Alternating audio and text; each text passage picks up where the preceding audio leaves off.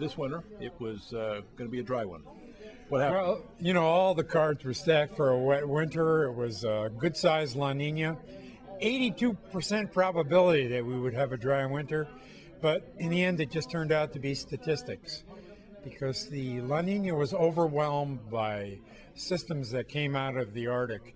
And of course they had a big impact. We had an extremely frigid winter in Europe, across most of the continental United States, big blizzards, cold weather, and so it was a flop.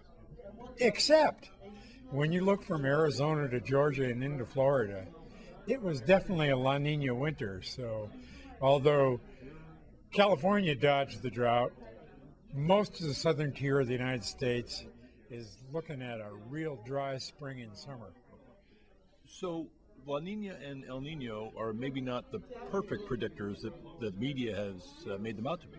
That's right. El Ninos and La Ninas have always been big in California history. They've brought us really dry winters and super wet winters. But every once in a while, they're a total flop. And other systems tend to dominate. So, and this winter was a perfect example. So you definitely, you know, the probabilities are with you with El Nino or La Nina. Don't bet the family farm. You making any predictions about next winter yet? Well, you know, that's an interesting question. What's coming up next winter? You know, and I'm really going to go out on a limb here because often El Nino follows La Nina like La Nina follows El Nino.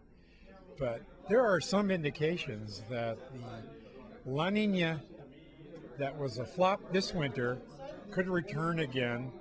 In other words, we could have a double hit here. And so there's a strong possibility that we're looking at a dry La Nina winter. How's that for, you know, a glutton for punishment? We got something to think about.